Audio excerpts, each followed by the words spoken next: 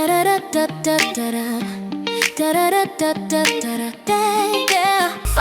your path with the knowledge of others and become an illuminator for those who struggle. Guide their way just by being true and being in alignment, because it comes naturally to you. On self-discovery wisdom, we share to find inspiration with lessons for millions. We hope you listen. Good morning, good afternoon, and good evening, everyone. Welcome back to another edition of Raising Our Gifted Children, right here on selfdiscoverywisdom.com. I'm your host, Sarah Troy. My wonderful repeat guest is Dr. Susan Blumberg. And today our conversation is about that touches the heart of many homes, the delicate dance between communication, relationship, and the realities of raising a neurodivergent child within a marriage. There's a common belief that having a child with special needs automatically places a marriage under great strain, even leading to higher divorce rates. But the truth is more nuanced than that. It isn't the child who defines the outcome. It's how the couple chooses to walk the journey together. When communication remains open, when both partners feel seen, heard, and supported, the relationship can deepen in ways never imagined.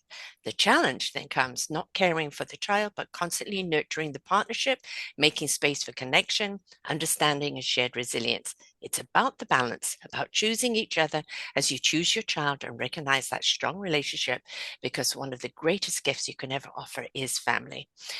Dr. Susan came on a little while ago, and we did a wonderful show on neurodivergency.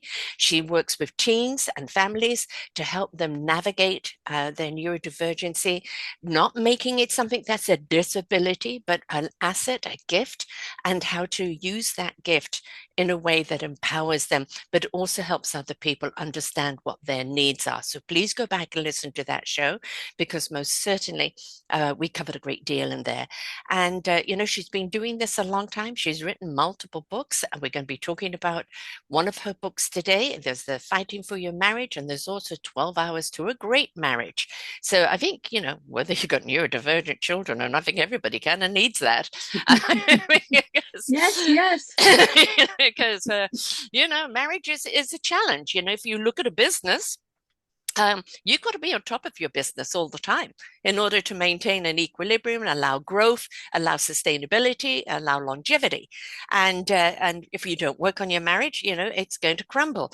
But when you have a child with neurodivergency, yes, it can throw the spanner in the works, but all it means is you have a challenge before you, and you have to navigate the child's needs. How do you navigate your needs? Where do you look for information that can help you communicate an understanding and an inclusivity? And that requires you to step out of panic and just go, what can I do? What are we empowered to do together? And that's the main thing, isn't it? I have a daughter with a child with Down syndrome, and both parents are absolutely hands-on as to what that child needs, going kind of above and beyond in many ways, but they want to empower him to be the best version of himself he can be in life. And of course, the first thing we do is love, love, love, isn't it, Susan? Absolutely.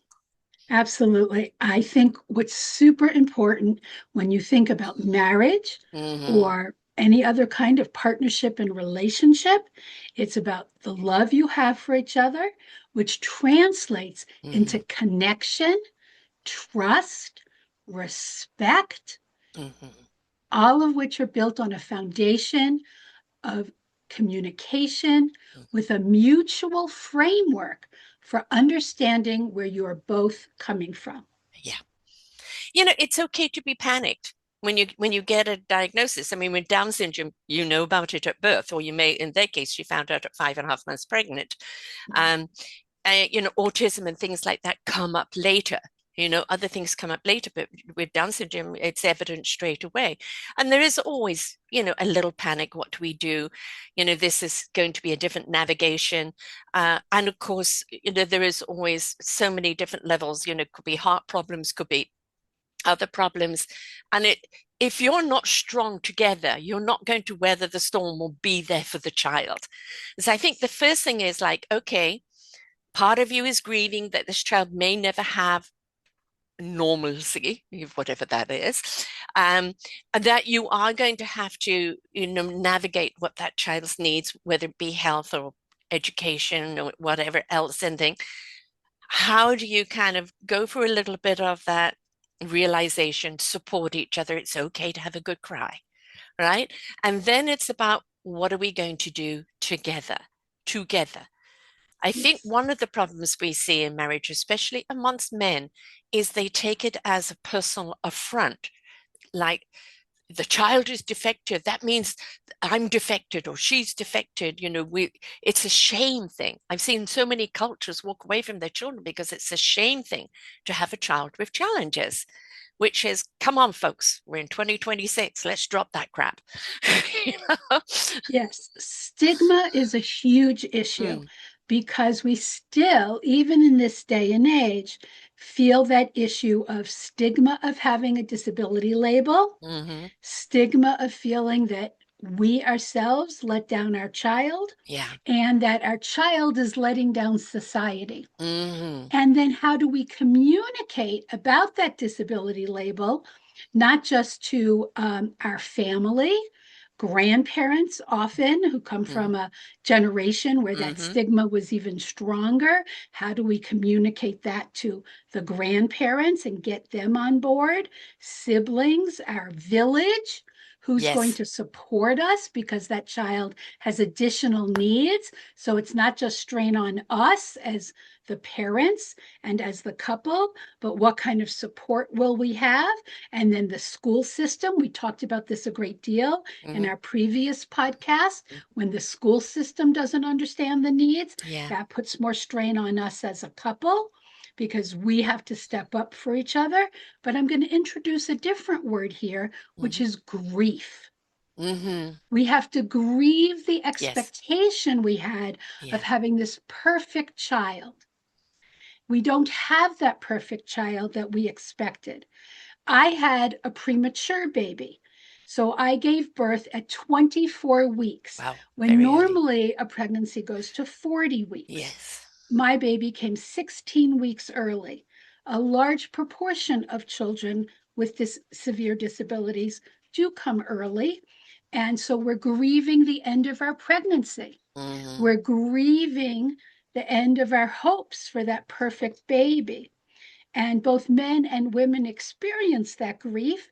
They express it differently. Yeah. And if they don't come together, this is my Yes. symbol for teamwork. Yes. If Yes. they don't come Yes. together as a team to Mm-hmm. support each other through that grief and come together to support the child who may have medical issues, Mm-hmm. neurological issues, developmental issues, then they're coming apart as a couple instead of coming together to support themselves. We call issues in this relationship, there are child centered issues and there are partner centered issues. Mm-hmm. And so, what I call here is the balance. Yes. How do we come together to support our marriage? And how do we come together to support the needs of our child? And I want to talk a little bit about statistics here. So the divorce rate in our country right now, it has gotten better, Slightly. and it is generational. It does Mm. depend on the age of the couple, but it's about 40 to 50% when Mm. you average all the statistics. And when you have a child with disabilities, guess Mm-hmm. what? It's still about Oh, 50%. really? Oh, really? Yes, Okay. people think Okay. it's much higher, but when you average across the different disabilities, it might be a little higher with children with more medical conditions. It's a little higher in autism. It's absolutely just at that same 50% with ADHD and learning disabilities. So it really averages out to just be slightly higher than the national average. Mm-hmm. And I want to be really clear about that because people know so many bad stories. Yes. But in fact, when you take across all the disabilities, it's only a little bit higher than the national average for divorce. And the reason for that is when couples come to work together and get support around the balance of coping with a child with special needs and the needs for their marriage, which now, again, many couples are learning to do, there's no reason to think their divorce risk is higher. Right. But that means taking some steps, which I'm going to talk about in a minute. Right. So there was some very bad research that made the rounds in the media starting about 10 years ago that the divorce rate was 80%. Wow. It is not true. Mm-hmm. But it made the rounds in the media, and we all Yes. know we'd rather believe the internet than the research. Yes. You can get good research on the internet. Just make sure you know where it's coming from. Yes. Yes. And so those higher risk numbers were for the more severely disabled population, Mm-hmm. medically disabled, profound autism. Mm-hmm. There are definitely higher risk factors. Right. But those were also marriages that were not as secure Mm-hmm. To start with. before the child Yeah. with disability came Yeah. in. Yeah. So you Yeah. have to be aware that it's not the number for the overall Right. population. Right. Case in point, we had a birthday party for my grandson with Down syndrome, his third birthday party. Beautiful day, thank goodness. And there were 4 children with Down syndrome there, and each one of them at a different level. Each one of them, kind of have some similarities, speech being one of them, right? But they were all at different levels of achievement. And what they did have was siblings and parents that were 100% there for those kids. So Exactly. those kids never felt they couldn't.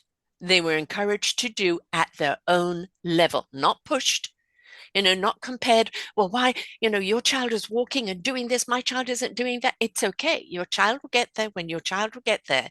Yes. You help your child with people who are specialized in, speech therapy or walking or Exactly. anything else. Here in Canada, we do have programs that support that, right? But don't compare. I think that's one of the big things that puts pressure on a family. If you start comparing and they go, but that child is doing more in the same age. No, each child normally will develop at their own level. Exactly. Right. So unfortunately, when you have a child with a disability, you're looking at that child and comparing it to whom? To what? Because Right. there isn't a status quo. There isn't, it should be here by then or that. It's the child Yes. would get wherever they're meant to go at whatever level. And what we're seeing, of course, especially with Down syndrome, is so many, beautiful people being actors, being lawyers, being flight attendants, real achievers, right? And living longer, healthier lives. exactly, People yes, with Down syndrome used to die in their teens and 20s, maybe 30, and yes. now they're living to their 40s, 50s, and 60 I'm seeing because we have the 60s and 70s now. we Yes, have the yeah, healthcare mm, system, we have the community support yes, systems, and that also impacts the marriages and divorce rates of their parents yeah, who used to break apart over, again, I'm going to use the word grief. yes. Grief is a huge component of how families deal with Hmm. having a child with disabilities Yeah, because families used to break down over not being able to accept, and I'm talking 10 years ago, yeah, 20 years ago, over not being able to accept having a child with disabilities because there wasn't the support systems. right. But what's happening, my child with multiple, I have 2 children who are twice exceptional, gifted, highly or profoundly Mm-hmm. gifted, and having multiple disability labels. Mm-hmm. They're about to turn in the next 2 weeks. One will turn 27, one will turn 31. Mm-hmm. And my 31-year-old was a 24-week preemie. She Right. had do not resuscitate orders on her for 3 weeks after her lungs collapsed, Wow. where literally every day I didn't know if I would see her alive the next day. Mm. She was born at 1 pound 11 ounces, Mm-hmm. and or 776 grams, and came home at 4 pounds, 5 ounces at 36 weeks gestational age. So she came home, she still wasn't at full term, No, no, no. right? And was still considered extremely small when she came home, 4 Right. pounds, Yes, when a exactly. typical baby is born at 6 to 8 pounds, Right. right? And she's now about to turn 31 and Good. is healthy, but Mm-hmm. carries 5 disability labels and is also profoundly gifted. She is Let's talk still, about that. yes, Has the labels profoundly gifted? Because a lot of people will look at, but no, they have the disability. How can they be gifted? Let us correct. look at that. So, as we talked about in our Mm-hmm. last Mm-hmm. meeting, twice exceptional is a label that's not as widely known as it needs to be because it affects 10 to 20% of the disability population. Mm-hmm. Profoundly gifted is an IQ of 130 or above. That's the minimum. It can also be profoundly gifted in arts, music, dance, creativity, Mm-hmm. um, and right, it can go to off the charts intelligence, Right. above the levels that many IQ tests can give. Yes. My daughter's IQ is actually, she topped out at 150 because that's as high as the IQ test went, Wow. right? But she has 50-point differences between her highest IQ scores and her lowest. Mm-hmm. So that variability Mm-hmm. is part of her exceptionality. Right. So you can be highly gifted, Yes. profoundly gifted, it's called, in many areas. And at the same time, she carries the labels of autism, Mm-hmm. nonverbal learning disability, panic disorder, Mm-hmm. Tourette's syndrome, Mm-hmm. and fundamental neurological disorder, Mm-hmm. which is a neurodevelopmental disorder that can give her neurological symptoms that look like uh, dissociative symptoms, tic symptoms, Mm-hmm. and where she shuts down, is unable to function. It's currently stopping her from being able to hold a job. Right. And yet, she reads at a genius level, Mm-hmm. does math at a genius level. She has a bachelor's degree in biology with a minor in chemistry, and she's an accredited pastry chef from the Escoffier School, which is an internationally known pastry school. That's where the giftedness comes, isn't it? It's like she's channeling. This is my gift. I'm channeling. And, and I talk about this, across the board. And many of my shows is that when we actually open up what I call the universal wisdom, people have got to, God, source, energy, whatever you want to call it, when we tap into that wisdom, and that is our gift. When we discover what our instrument is, that is our gift. That is how, we learn how to use it and whom to use it for. We can join an orchestra and be more transcending, but Yes, every single one of us has a gift. And when yes, we understand what that gift is, then we understand that's the path we're meant to take. But when yes, you have somebody that's extremely gifted, that means they're extremely focused with their gift and can be absolutely profound in their achievement and what they do. You look at some of the most incredible finds that we have, yes. and it comes from people that are gifted, but socially not necessarily, inept, don't really like to be around people, but they're really Well, gifted with what they do. yes. And again, remember the challenges, the disabilities. Stevie Wonder is Yes, blind yes. because of being premature. Mm-hmm. Um, think about Russell Branson, Bill Gates, Mm-hmm. Elon Musk, Yes. um, many, Albert Einstein, Mm-hmm. Leonardo da Vinci. Yes. Many great artists are Mm-hmm. considered twice exceptional.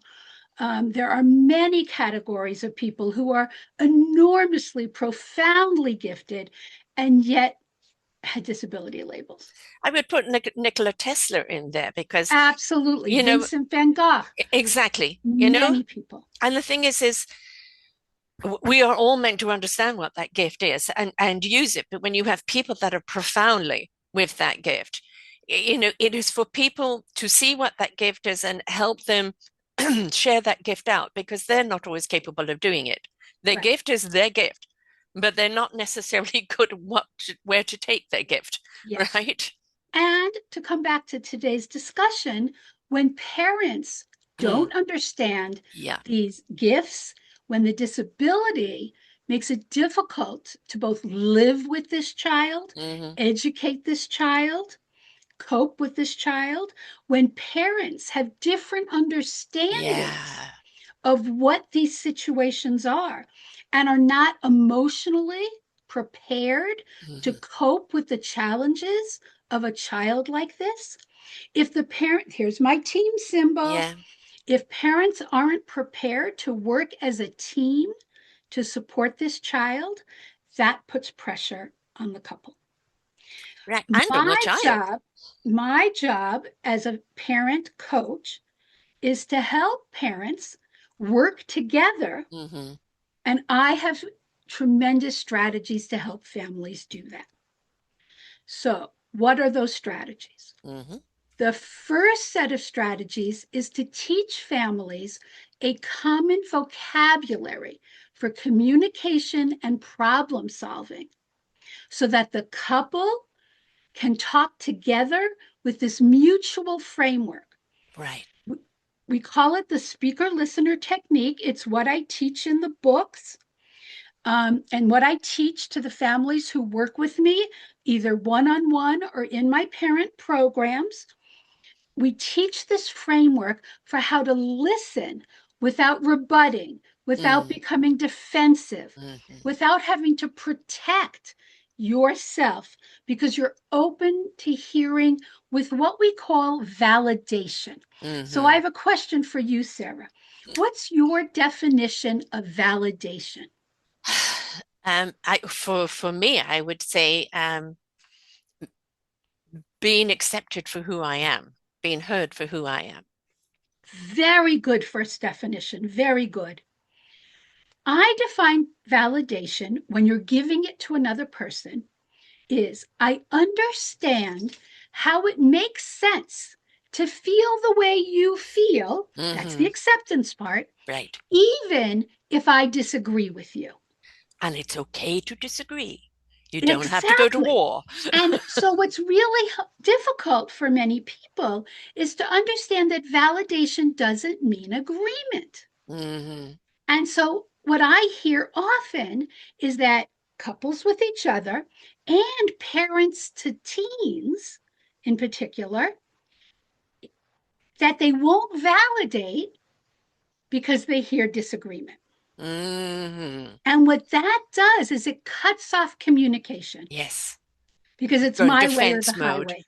It's Yes. my way or the highway. Yes. Yes. You're going to do it my way, kid, Yeah. because I'm the parent. Right. And what that does, if it's couple to partner to partner, right?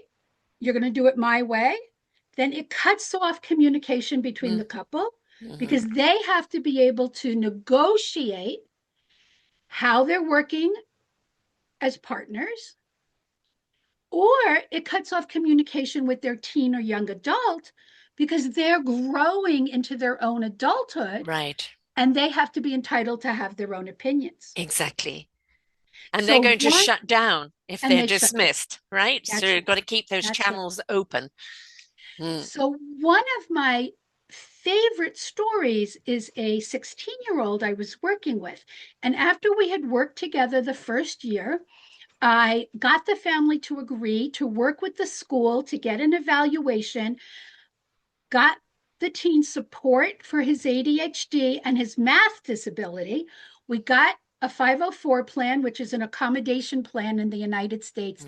The 504 is the name of a law in the US, so it's called a 504 plan. He got accommodations for his ADHD. He got accommodations for his math disability. He and I were work on executive functioning skills, which are all the planning and organization skills he needed. I thought when we talked at the end of the year, what were the best things I did to help him? I thought it was going to be one of those. He said no. The best thing I did to help him was teach his family this communication technique because for the first time in his life, he felt his parents listen to him with an open mind and let him have his say without rebutting, without getting defensive, Yes. without trying to impose their perceptions on him. And that absolutely opened up a whole new mutual trust relationship between them because the family had never validated him before. They were so busy probably trying to protect and Or lead him guide forward. him into Well, what they weren't doing. they saw as the Yes. right path.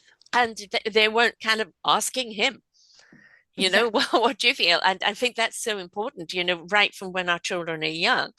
You know, we think because we're the protectors, you know, we're the adults, we know best. But I think, you know, out of the mouths of children, no matter what, comes profoundness. And if we choose to listen and then validate what they say, we're giving them confidence. We're showing them that they do matter, their opinion matters. And if we have to correct them and go, you know, that's a valid point, but have you looked at it this way? Or, you know, there's that way, you know, then it becomes something that I'm not dismissing you. I'm adding another perspective for you. And I'm going to change one thing you said. Mm-hmm. So, one of the things I teach, you said, that's a valid point, but Mm-hmm. have you looked at it this way? Mm-hmm. I teach my families not to use the word but because that's a negative. And that's a valid point. And yes. Here's another way to look at it. Yeah. Because there's no but. Right. There's no negative to your valid point. So you have a valid point, and here's another perspective. So it's old verbiage that we're so used to saying that we need to be conscious of. And I think a good way of doing that is write down the words that we're so used to saying as, you know, you know, even kind of the rubber band, just to kind of get out of habit. Yes. Because it is a habit. It is the way we were brought up. Yes. Right. And so we're so caught up into that language, and it does take practice. You know, it does take us kind of, you know, being conscious of what we're saying until it becomes a new pattern. So what I teach is what's called active listening. It's not a new concept. It's been around since the 60s. And I teach families, I had to stop myself there. Yeah. I teach families that when you use active listening, what you're doing is clearing your head of your defensiveness, your way of doing things.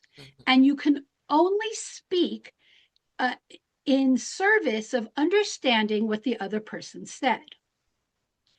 So, for example, if two partners are talking about something, and I give the example, the training exercise I use, and I encourage everyone listening to this podcast to practice it this way first. You can't learn the technique talking about an emotionally sensitive topic. So I give all my clients a hypothetical, and I say hypothetical many times, $400 to spend on a vacation, right? And the first person who's the speaker in the speaker listener technique, and I say, pick up a pad of paper, pick up a pen, right? That person has the floor. They're the speaker. And I say, now listen to me carefully, Sarah, because I'm going to ask you to do something. Well, you have to listen. If I had $400 to spend on a vacation, I'd like to take my husband away for the night, just the two of us, without our children. Sarah, what did you hear me say? Can you say it back in your own words? I would like to take my husband where it's just the two of us. You're speaking to me. Okay. So you're going to say, you, Susan, said. You, Susan, said that you would like to spend your $400 on taking your husband away for just the two of us for some quality time. Perfect. So what you did is called paraphrasing. That's the only thing the listener can do. So it's still my turn. I still have the floor. And I could say, and the reason I want to do that is my life is so busy with my business right now. He and I haven't had a date night in several months. Right. Can you paraphrase what you heard me say, Sarah? My business is so busy right now. No, your Your business. business is so busy right now that you haven't had time to have a date night in months. Exactly. So now you have the floor. Do you have a pen to pick up and show me? So you have the floor. You're now the speaker. Tell me how you'd like to spend $400 on vacation. Oh gosh, I've got to get out of grandma mode. Yes. Go back into So wife I'm going mode. to paraphrase. Right. So to spend $400 on vacation, you'd have to get out of grandma mode. Yes. Yes. Go ahead. You still have the floor. Okay, so I am back in mama and wife mode. And so um, I would like to take this $400 and take everybody camping for a couple of nights out in nature. So in mother and wife mode, Mm. you'd like to spend the $400 and take everybody out camping in nature. Mhm. Okay. So how did that feel to you? That back and forth. Heard. Exactly. Hmm. Hmm. And how did it feel when I repeated back what you said? Validated what you heard, what I said, Exactly. right? Right. So So, yeah. the point of the speaker listener technique Hmm. is that when you get paraphrased, rather than me answering you, Yes. I said back what you said, Yes. is that it shows that I was listening Right. as opposed to thinking of an answer. Yes. And now imagine what that would feel like if we were talking about something emotional. Hmm. Like if I had said to my husband, I'm sad because we haven't had a date night Hmm. in months. Now he might have gotten defensive Right. and he might have blamed me. Well, it's your fault because your business is so Yeah. busy. Yeah. And instead, if he had to say, so you're sad because we haven't had a date night, Hmm. think how validated I would feel Yeah. instead of him getting defensive. No criticism here, right? It's Right. like, is that even if you don't think the other person's comment, you don't understand the validity of it. Mhm. If we choose to listen, you then become aware, and everything is about awareness. You then become aware of exactly how they're feeling. And so when you're kind of paraphrasing it back, it's like almost an inquiry. You feel like this?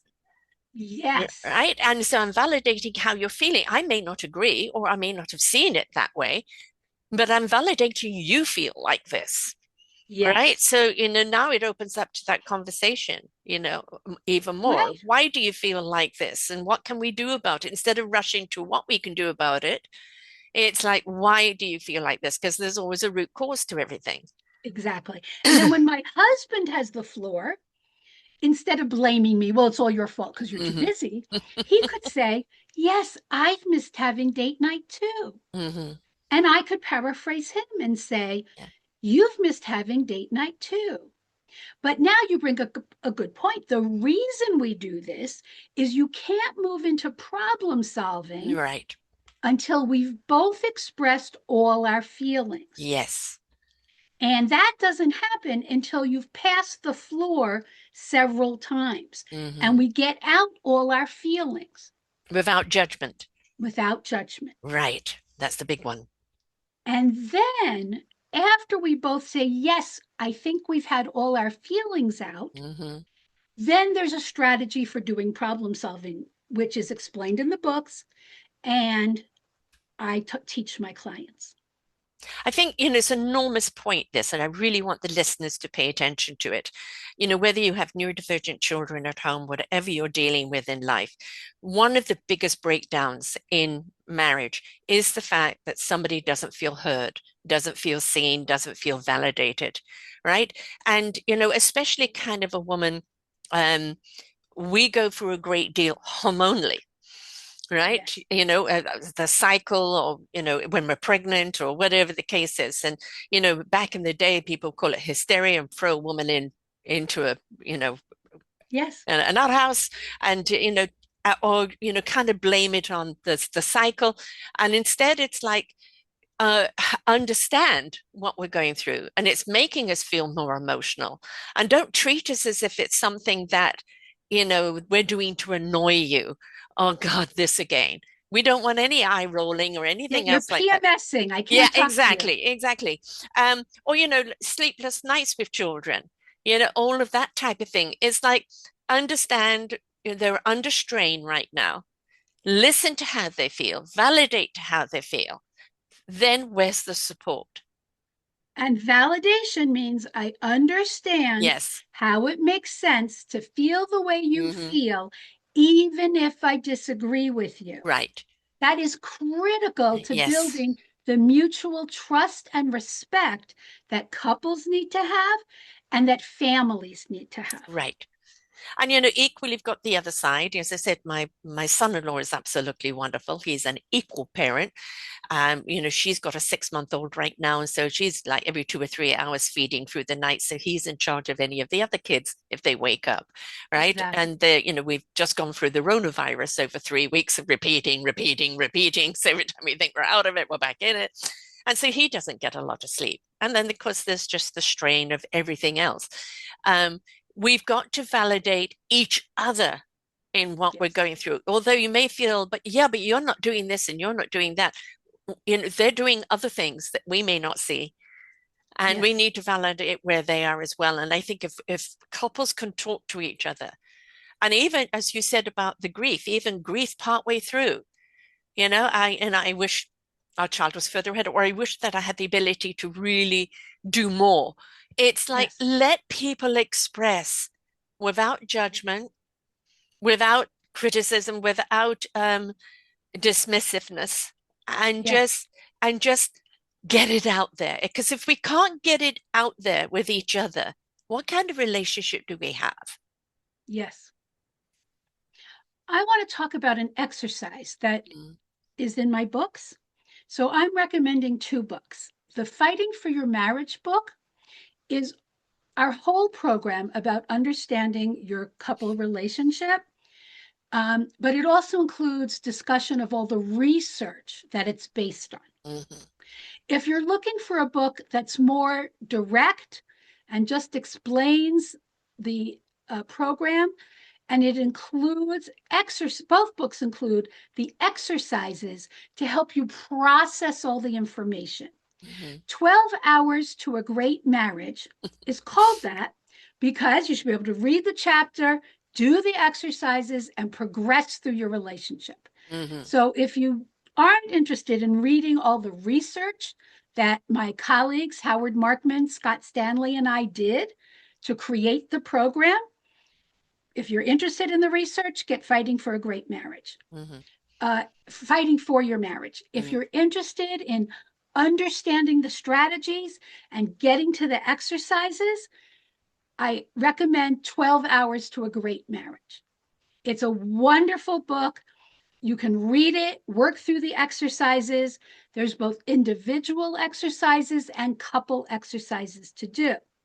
But the chapter I want to talk about, based on what you just said, is the expectations chapter. mhm, We have a very lengthy exercise. That exercise itself will take you many hours to do. mhm, But what we do is we have like 3 pages of expectations mhm, that couples have to address. Expectations about yourself, what you get out of a relationship, how past relationships might have affected you, about your family of origin, about um, children, about parenting, about money, about sex, about in laws, mhm, everything you can think of that could affect your relationship. And after you've written, whether it's a few bullet points or pages mhm, about each expectation, you sit down and you use the speaker listener technique that I mhm. just taught you to discuss every one of those expectations. Yeah. so that Yeah. you are on the same page Age. about every single expectation that impacts your relationship. This is a critical step to a happy and healthy relationship.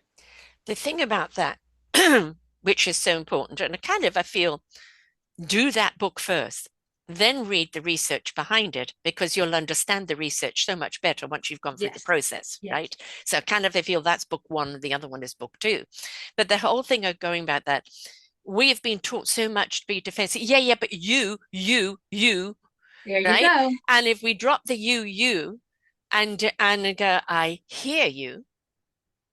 I didn't know I you were going. validate I you. validate you. I didn't know you were going through that. Thank you for telling me.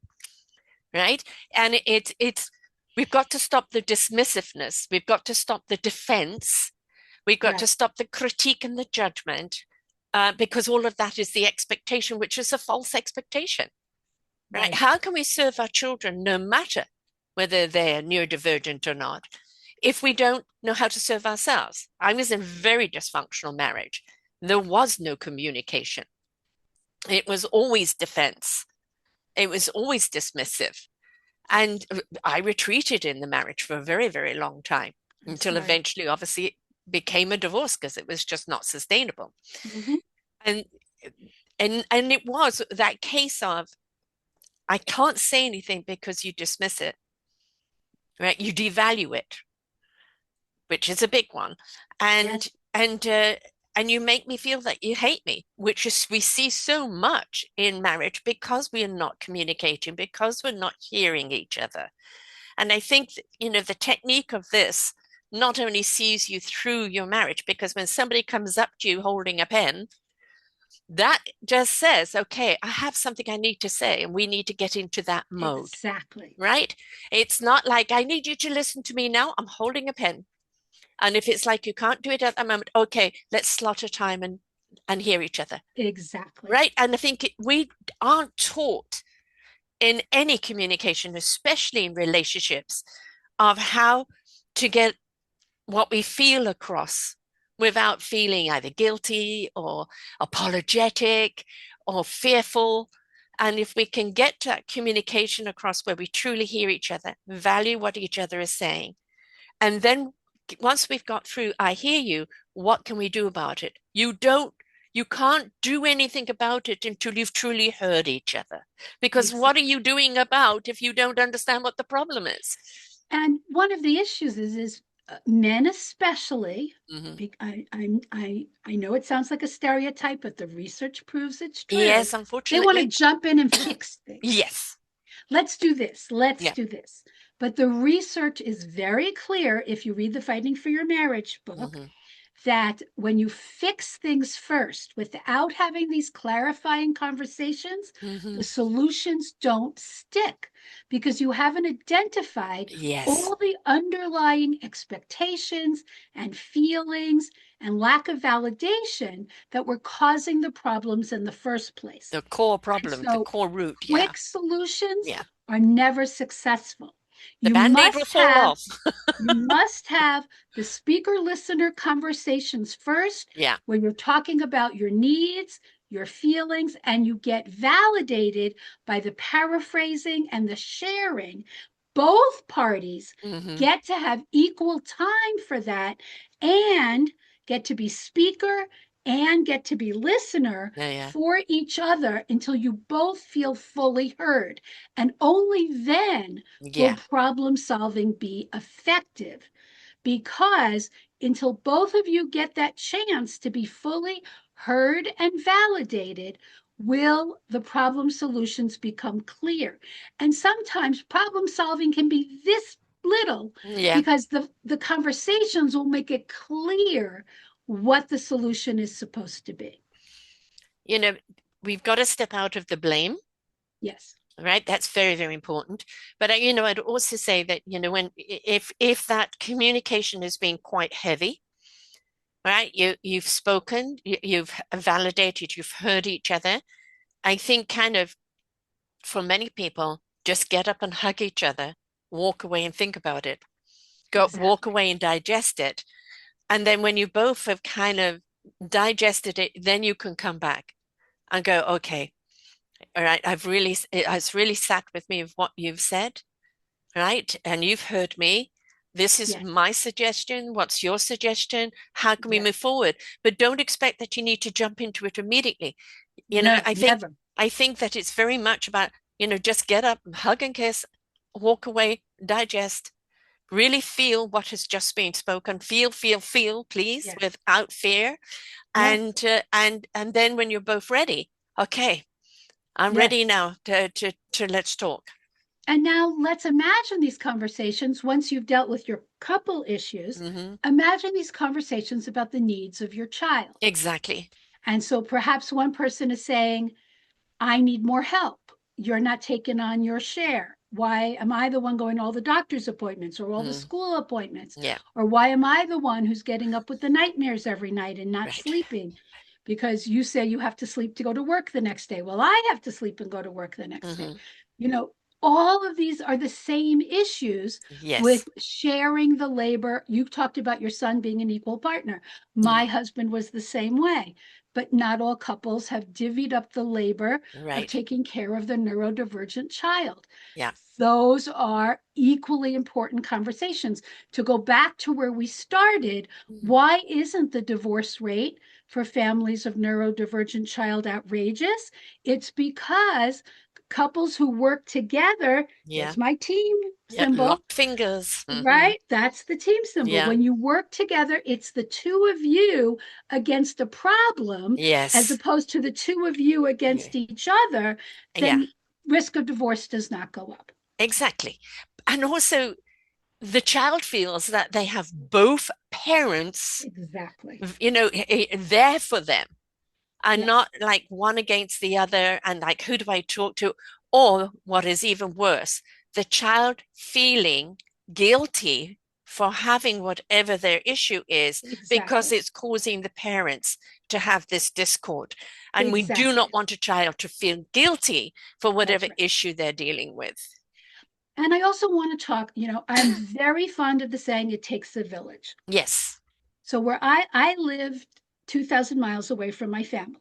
Both my parents are gone now, but I didn't have family support out here. Mm, It's very important that you create a community for yes. yourself. And I want everyone to know there are both in person and online communities to support families like ours. Yes. So every state has what's called parent to parent, which is a state chapter of a national organization that provides support for parents birth to death Mm, for children, for families of children with special needs. Any special need, blindness, mm, deafness, cerebral palsy, autism, learning disability, any medical, chronic, or neurodevelopmental disorder. Every state has one. mm, There are Down syndrome chapters in every state. mm, There are any rare disease. There are chapters. There are national chapters. I run a parent of twice exceptional children international Facebook mm. group. We have over 30,000 members. It's one Wow. of the largest Hmm. support groups for twice exceptional children. And many groups have local get togethers. Right. There's meetups for people Mm, who are autistic, who have learning disabilities, who have autism. I'll help. You want to reach out to me? I'll help you find a local group. Okay. I'm available at drsusanblumberg.com. Sarah will put my information out there. I'll help you find an online or local group if you need one. You can create a community. I helped create the parent to parent chapter of Colorado when my daughter was 2. hmm. Those are still some of my very closest best friends. My Yes. daughter's about to turn 31. Hmm. I I, have I mean, been, I have ADD through the family, which of course we didn't know much about. When my kids were being, they were just riddling children, and I wasn't in for that. mhm, But we still didn't kind of really understand, the real dynamics of ADD. Um, but I was lucky enough. to, have a friend who had children. We would swap our kids for the weekend. I would take Yes. her kids for the weekend, she would take mine, Yes. and we give each other a break. And we did a lot. And to this day, the both parties both are very, very close. Yes. They're really like their cousins, because my ex's family are not Yes. very into. I have no other family here. You create family. It doesn't all have to be blood. That's right. Now, my daughter That's is lucky because she has me, and 3 days a week I am there for her to help her, or anytime a child gets sick, or any child, there's a exactly problem. Um, they come first. My work can be, moved. right. They come first. And I'm lucky to see my children grow. And I'm lucky to be a part of my grandson. I call him a nana boy, because he is, he's very much a nana boy. And we've got a wonderful rapport. And I Yes. know that music is his thing. So we do a lot to do around music and rhythm and everything else. And I think, grandchildren are an absolute gift, because we're not got the same responsibility as a parent, right? So we I can give can't our wait adore. to have that. Oh, it's My just, son is mm, getting married in October. I'm hoping for a grandchild a couple years later. yeah. I Oh, can't wait to have a no, day a it week is, with it's my a different grandchild. feeling altogether. When you hold that child, it's not like, I'm responsible for this child for the rest of its life. It's a different feeling. And also you are different because of wisdom and age and experience. And so it's just a beautiful, beautiful, sublime thing. And, when we found out our little one had Down syndrome, it's like, well, that just means extra love and That's right. doing whatever we need to do to help him navigate. He doesn't know he's different. He No, doesn't know he has a problem, no. right? Yes, we're going through some issues right now, hitting and throwing everything. And, verbalization is difficult. We have a behaviorist who's working with him, and we work with him. And, that's just about teamwork, getting together, whether it's friends outside where you're helping each other and you create a family, whether it is the extended family. As I say, I'm 10 minutes away from them. So very, very immersed in their life.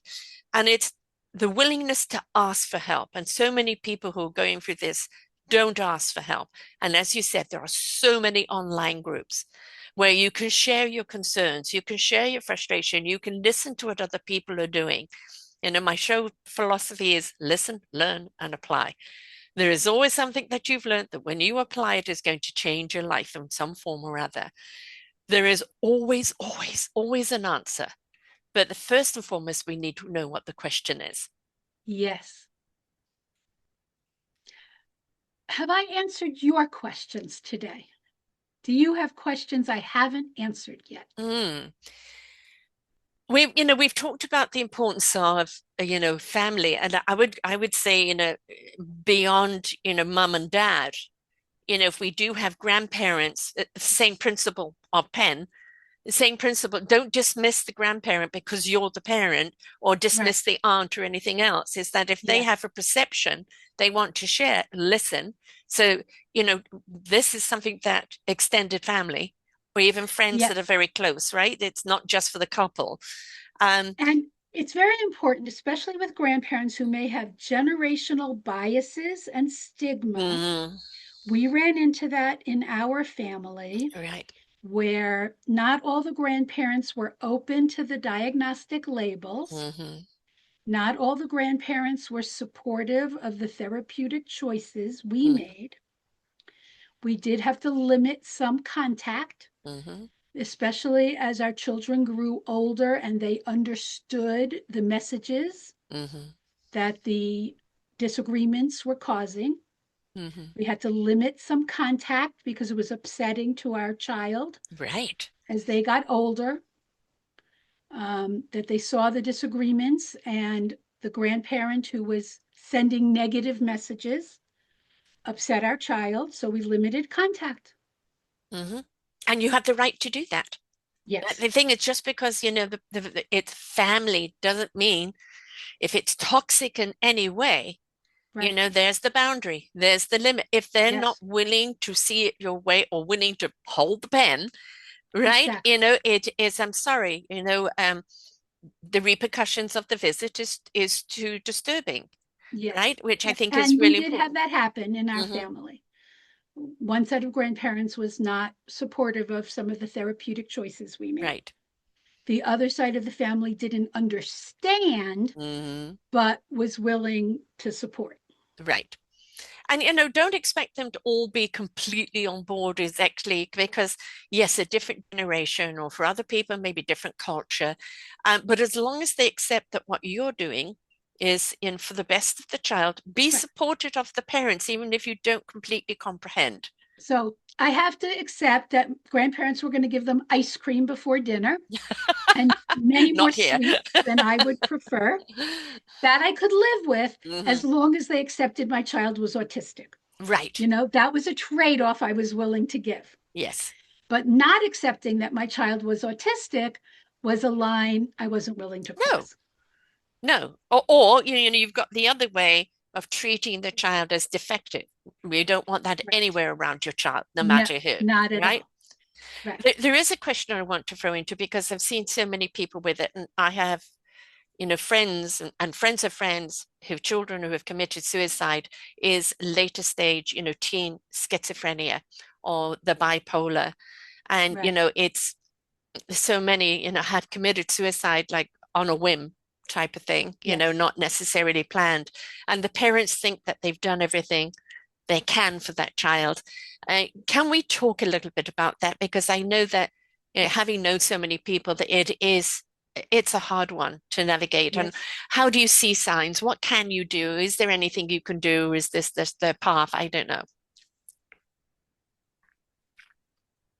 There's quite a broad category of teen mental health, Hmm. and it's fortunately much more in the open now because of social media. There are signs and there are not. Hmm. Teens are much better at keeping things hidden now. Yeah. Many things have moved online Mhm. now where parents don't see them. I encourage parents, one, to monitor your children's online Hmm. categories. Insist on having your children's social media passwords Hmm. and check it. You have to check it. We Be know a that we follower, watch what they're posting, right? be a follower, watch what they're posting, but insist on having their passwords Hmm. and tell them that you're going to do random checks. Yes. And that's very hard because we want to observe their privacy. Yes. But And their reality independence. is that kids are cutting. Yes. And even though cutting in general is not a sign of suicide, Hmm. accidents happen. Yes, where they cut too deeply. Hmm. Or there are different ways of cutting, some of which are more dangerous than others. And accidents happen and children die. Right. And it's a sign of a deeper mental health issue that you have to, kids hide things. Yes. Kids use weed and alcohol that we may not know about. So you have to pay attention, do your research, and look for signs Hmm. of poor sleep. I used to take don't allow them to charge their phones in their room, put it in your room or in at least a public area where you can monitor it. My son went through a lying phase, and I used to have to put his phone and computer under my bed so Hmm. he couldn't access it at night. Check their Google history, check their phone history. You have to be diligent. Diligent. Yeah. And they're Then going you have they're to, going to rebel against that, right? They're going to of push back course they will, against that, but which is why you don't do it out of anger. right. You Yes. set ground rules in advance. When you give them the phone, when you give them a laptop, my kids got their stuff in sixth grade, not earlier, not in elementary school. I gave it to them in sixth grade. One, because I was at work, they needed to be able to contact me. Yes. They needed laptops for school. Um, they needed to know. We set ground rules. Right. I set limits on their screen time. They could have it for schoolwork plus 2 hours during the week. Hmm. They had more time on the weekends, but they had no screen time between 12 noon and 5 p.m. on the weekends. Hmm. They had to do, they could use a Kindle to read a book, Hmm. but not do other things. I set strict limits until they were in high school.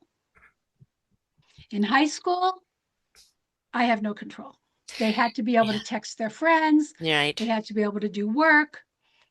I allowed them YouTube videos, but what I did was I sat down with them and watched their YouTube videos with them. I knew what Yes. they were watching. Yes. You know, in high school, you have to allow them more privacy. Right. They have boyfriends and girlfriends, but I knew where they were going.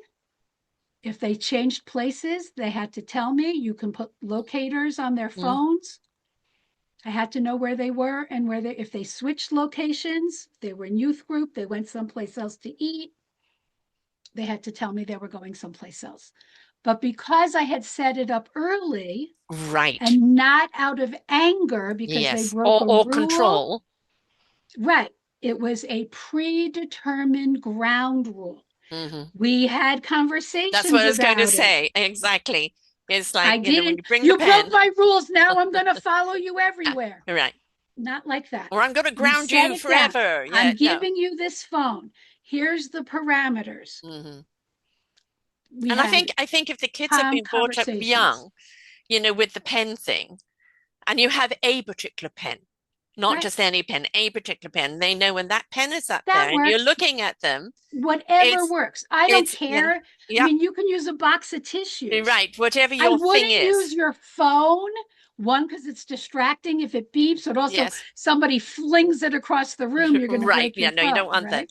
But I think if they've been taught from very young and like a parent comes up there. Use a squishy. Yeah, so whatever it is you want to use. If it's a stressful conversation, you can squish the squishy. Exactly. You know? But I think if they know growing up and you bring up that and just say, look, I just have a concern. Right. You know, I'm, you know, obviously in social media, I see this and that. I would just like to ask your opinion on what you feel is going on. No. Don't ask your opinion. Okay. Say, I have this concern because these things are happening and it worries me. Can you paraphrase what I said? Right. And get the teen to paraphrase it back. Right. Say, and here's the concern. I'm concerned that this will happen and this will happen. Get your teen to paraphrase it back. Right. Then pass the squishy to your teen. Let your teen respond. Right. Let them say, it feels invasive. It feels this. It feels that. Then you say, I hear you say, it feels invasive. It feels this. It feels that. Don't say, let me ask your opinion. Right. Share the feelings. Right. Yeah. Then when you get the floor back as the parent, you can say, I have this concern because I've read this happens or that happens, such and such. And then you get them to paraphrase that, right? Then you pass them the floor and they can say, well, yeah, I read on the internet this, that, and the other thing. And you paraphrase that. Do you see the difference? Yes. Yeah. You see, you don't it's always affirming what you're hearing. Right. Right. And I think, you know, I think kind of what we're doing, because this is kind of what happened with my teens naturally, is when they saw me under such distress in the marriage, because they're the ones that said time for a divorce. When they saw me under such distress, they stepped up and wanted to care for me, which kind of now, you know, they, you know, want to look after mum and help mum. And so it's at once, if they know, you know, this is my concern and worry, it's not just about reassure me, but it's also care for how I feel because of what I'm seeing. It worries me, right? That's what this is for. Exactly. So, but what we're doing is handing over to them to care how you feel, not just the other way around. Care that your concern over this, in that reassurance isn't just like, oh, shutting her up, but you're like, I really care that you feel this way. I want to reassure you, you know, that's not where I'm going, or I see it, it concerns me too. But it's giving them the power to have that voice, to care and to understand, you know, where a concern or a worry may come up. and Yes. allow them to reassure you. Um, Yes. which I think, empowers them. It's not just empowering the Yes. voice, but it empowers them to have some sort of control of reassuring you. Right. So instead of saying, what's your opinion? By Mm, doing this, you're yeah, giving them the chance to say, Mom, I validate how you feel, yeah, even if I disagree with you. right. And then after you've had maybe several conversations about that, when you get to problem solving, Yeah, because your concerns are valid, you need them to be protected. yes, Their concerns for privacy are valid. yeah, And when you get to problem solving, you can come up with a solution where their concerns for privacy are taken into account and your concerns for their safety are taken into account. yes, By yes, asking their opinion, you're right. not doing that. You're Yeah, jumping in too fast. yes, So yes, I by get that. saying all your concerns for safety Yeah. and your distress, you can say, I'm really distressed that I've read this, I see it Mm, happening in other families. I don't want that to happen in our family. mm, Then when they have the floor, they can say, wow, I'm hearing that you're really worried about our safety, but this is what's going on for me. And you can say back to them, so I'm hearing you say you hear my concern for your safety, but you're also wanting to have privacy and, teen stuff. And that conversation will happen more naturally than if you start questioning them. right. And of course, if you're dealing with people that maybe are bipolar, maybe Right. not take, it's a different case altogether. Also, if you're dealing with people that have stepped into schizophrenia, which does happen a lot with, kind of teens, especially guys, Well, boys, it's is it? young 20s is the Young 20s? average first Okay. age. But yes, and the thing is at that point, and you're saying to them, I'm seeing these symptoms. Have Yes. you noticed this? They may or may not see it. Yeah. At some point, you might make a unilateral decision to take Hmm. them to a doctor. Right. And that's not something you ask their opinion about. Right. At some point, you say, I'm seeing this happen, this happen, this happen, and they say back to you, you're concerned because you see this, this, and this, then you hand them the floor. And if they're not able to respond to that Mm, or they're dismissive of those hmm. behaviors, at some point, as the parent, you make a decision to take them to a doctor. I mean, there's medical concerns that Yes, override their exactly. independence. There's another question I want to ask here is that so many teens, and I see it where I am, young people who have got into drugs, and especially I think it's meth that causes them literally to bend over and they hardly can never straighten again. Is do you feel that a lot of young people go into drugs because they feel lost, because they don't feel heard, because they don't feel validated or seen? Or is it a predisposition of them going that way? Or is it influence from, the people around them? Is that, we see it so often, and I feel it's just like it feels like they're throwaway kids, and it breaks my heart. How Well, can we stop that before it happens? that's a societal issue. I think that's Yeah, bigger, but the answer is all of the above. Plus, a lot of kids are self medicating, yeah, ADHD, yeah, anxiety, depression. So it's everything you said, plus a percentage of kids who are self medicating. Rather, maybe parents haven't taken them to yes. get their ADHD or anxiety or depression treated by a psychiatrist, Mm-hmm, or they're under medicated. So mm-hmm, it could be peer pressure, it could be anxiety, it could be undertreated ADHD, it could be depression, it could be fear, it could be an abusive household, mm-hmm, it could be all of those things. right. And pot or weed is very much a bigger issue right now. Methamphetamine is very situational where Mm-hmm, you can get it. Weed is so available these days. Alcohol is mm-hmm, still an enormous issue for teens. A lot of parents are not taking the right precautions to keep it locked up or away from teens. mm-hmm. So all of every issue you said, plus self-medication, are all legitimate issues to be concerned about. Parents can buy drug tests at home, but taking your kid to a medical professional to get treatment is absolutely a legitimate concern. Mm. But there is a And the younger larger we start it, the societal better. issue Yeah. as well. Yes. And we do see this, a great deal of kids, even, becoming violent. And where does that violence come from? It generally comes from the environment that they've grown up in and what's around them. And, the young, neurodivergent or not, every single child is navigating through life and its Absolutely. turmoil and everything else. I think if we, that's the Absolutely. reason why the show is called Raising Our Gifted Children, because every child has a gift. Some are more gifted than others, but every child has a gift. And it's like, how do we nurture that gift? How do we make them feel validated and heard and seen? How do we fortify who they are, what they're meant to be, not the Yes. expectation of Yes. society, but who they Yes. are? Because once they go into school, everything is about conformity. So how do they still maintain who they are amongst that conformity? And just look at Yes. it as, no, okay, these are skills and tools that I'm learning, but I'm going to apply it to the gift that I am.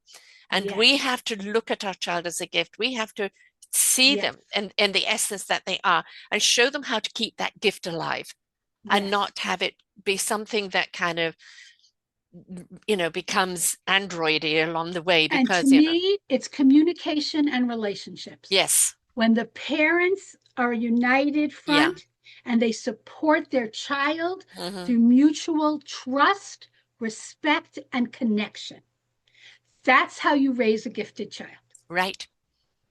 And it always, doesn't matter who you are, where you are, how old you are, everything is about the skill of communication, Yes. right? If you want to be heard, Yes. how are you communicating? How is the person hearing you? And, Yes. when we open up to, like, I hear you, I see you, I truly am here, all right? Yes. I am present. And that means whenever you're having the pen or whatever it is, phones are in another room. Yes. Don't have them anywhere Yes. near you when you're doing No this. This phones. is your time to speak, to be heard, to relate. And this is the time when no other distractions around you, That's right? right. And that's important that you make that time. If you. I'm going to add one thing to that. Sometimes these communication sessions can only last 15 minutes Right. because they're so intense. Set Mm, a timer. You can have your yeah. phone there, Yeah. turn it face down, but set a 15-minute timer because if you're not used to these conversations, Yes. it can be very Heavy. intense. Yeah. Yeah. And you're talking about emotional crap that Right. you might never have talked about before. Exactly. And So, that's, that's where that comes into, say no more, give each other a hug and give each other space to digest. yes, Right? This isn't the yes, time to jump into anything. This is the time, okay, I need to digest what I've heard, right? How I feel about it. And then when the time is right, set another time to come back and then yes, speak further. But it just hug, right? I think that's so important. Hug each other. Because, again, that is like validation. I love you. I care for you. I'm here for you. I'm going to digest what you're saying. And then mhm, we will come back and talk further on what we can do about it when yes, we've both digested it. But that hug is that exactly. solidification. I love you. But also be clear, especially with your teen, ask permission for the hug. They may not be able to give it right away. They Right. may be in such emotional Yeah. turmoil. They may be sensory sensitive. Just thank them for the conversation. Right. Know whom you're doing it with. Right. Right. And so be sensitive. Say, Hmm. can I hug you? Hmm. And if they're not ready, just Okay. say, thank you for the conversation. Yes. Don't take it personally. The Don Ruse four agreements, it's very Right. much implied here, right? And, Exactly. and it's like, don't take it personally. It's do your very best. Um, and I think, the important thing is let's leave judgment and criticism and expectation and control out of it altogether, because if any of Yes. that comes into the equation, nobody's heard, nobody's seen, there is no solution if those four words are anywhere near the conversation. Right. And, it's just a practice if we can teach our kids really young, I'm sending the show to my daughter.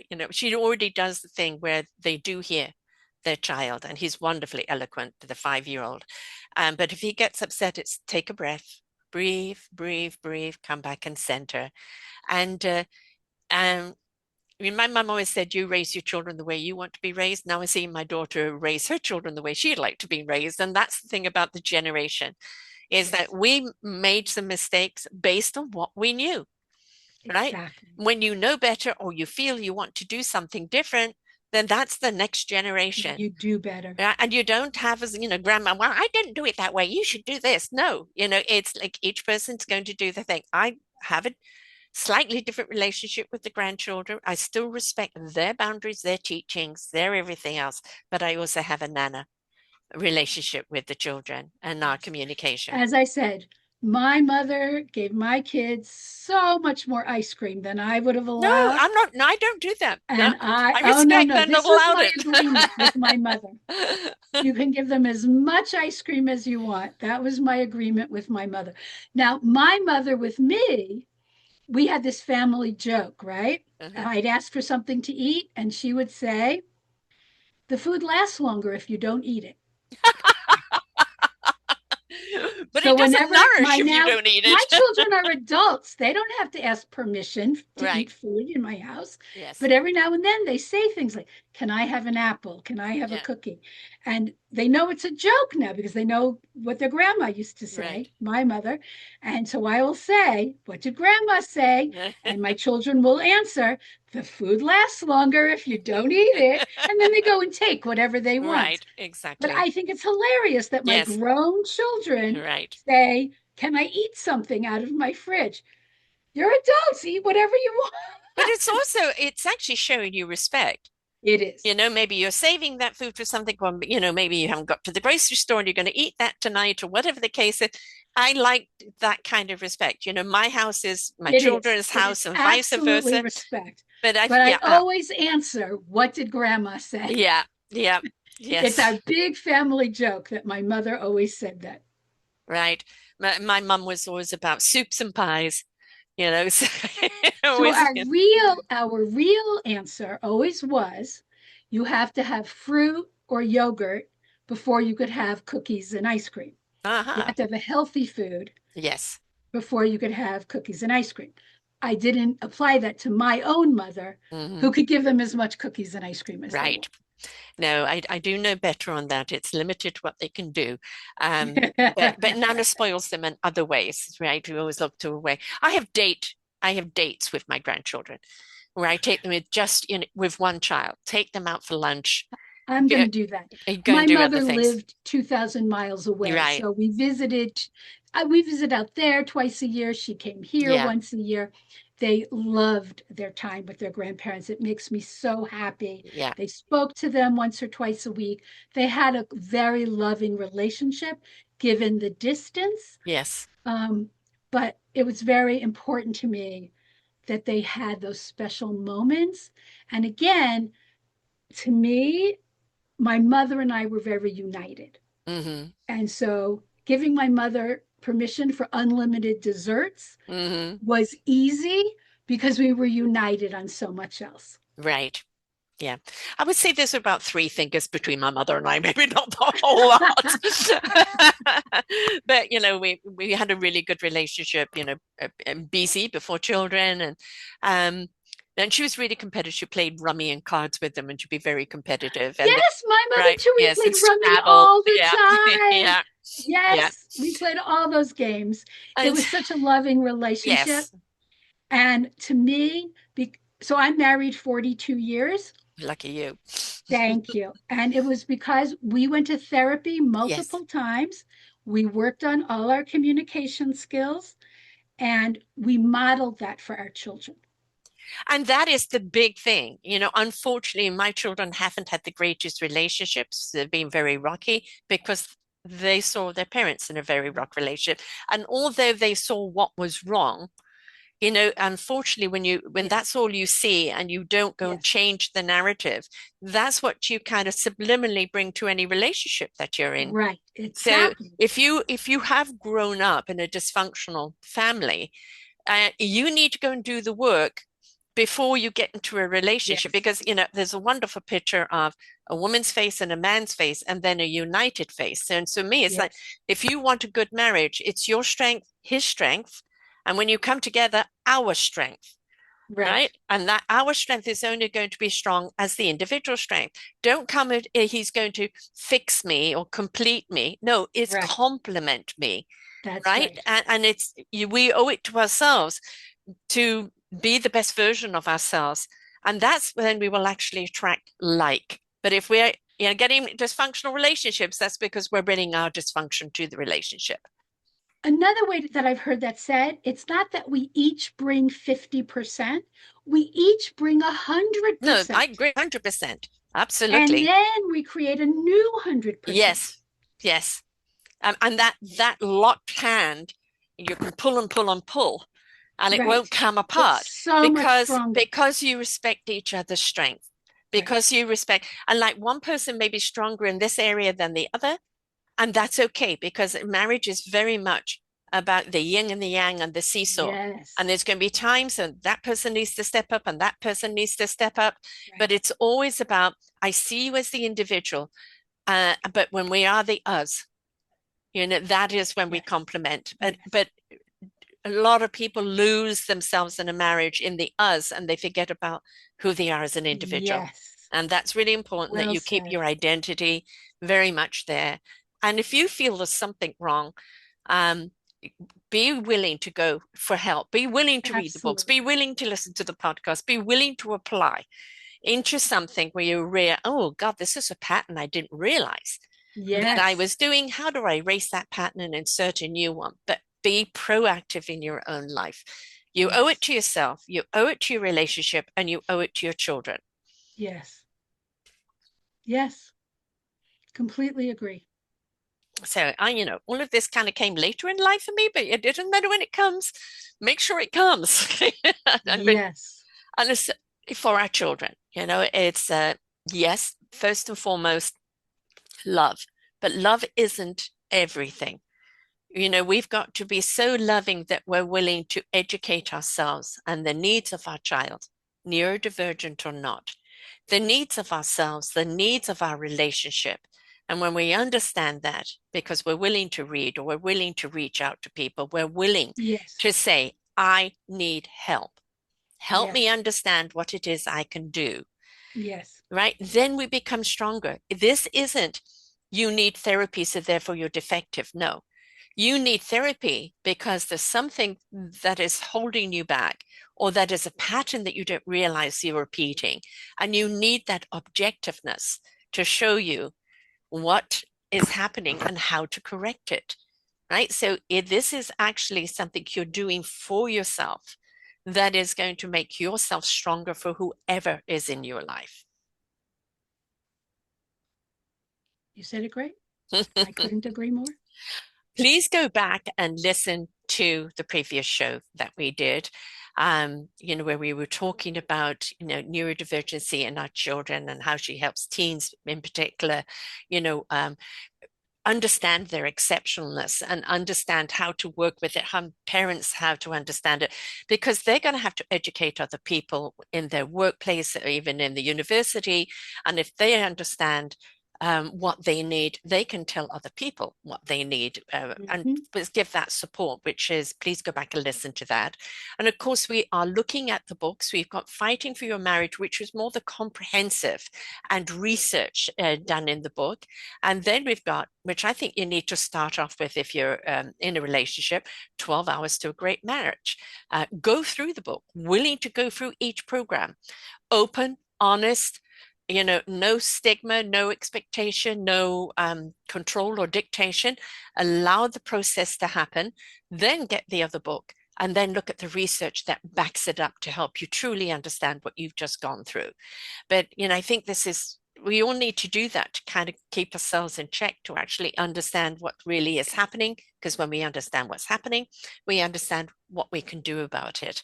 So your site is Dr. Susan Blumberg, that's BLUMBERG.com, and you're on LinkedIn as Susan Blumberg, PhD, Facebook, Susan Blumberg, Instagram, Dr. Susan Coaching. Reach out. We've also got the other book that she was a part of, Physics. So there's so much here that you can learn, not only from the books, but from Susan. And you might be in a marriage and you haven't had children yet. And just navigating raising children today is already a big expectation. And if you do have a child with neurodivergency and you've already done the pre-work of that communication, then you're not going to be thrown by that diagnosis. It's like, okay, we've got this. What do we need to know? How do we apply it together? And the together is the emphasis on this. So wonderful having you back, Susan, really. Thank you so much, Sarah. And it's been an utter pleasure. We've learned so much here today, whether you have neurodivergent children or not, whether it's just a marriage problem, it's all about that communication and how to communicate. Mirror back what the person has said so they understand that you truly heard them, right? Yes. Don't forget to pass the pen over, whatever it is. Have it as a symbol. I need to talk. I need a deeper conversation. I need to be heard. And don't speak over each other, at each other, but speak with each other and learn that technique in the way that will keep your marriage balanced and help you navigate whatever it is you're navigating in your marriage, neurodivergent children or just children in general. So thank you so much for being here today. And to everyone else, please get the book. Truly digest this show. Share it out with people you know that may be kind of struggling at the present moment. It is about the listen, learn, and apply. And when we have the knowledge and we apply it, then we see what the results are. But it's up to you. You've got to apply. We've shared the knowledge. Apply it, and everybody have a beautiful marriage and raise our wonderful, gifted children because they are a gift. No matter what it is they're dealing with, they are a gift. See the gift in them and it will carry you through. So until next time, folks, bye for now. We hope that you enjoyed the show. There are so many more for you to listen to right here on selfdiscoverywisdom.com. Come and hear the illumination that's going to shed light on your path. Find your path.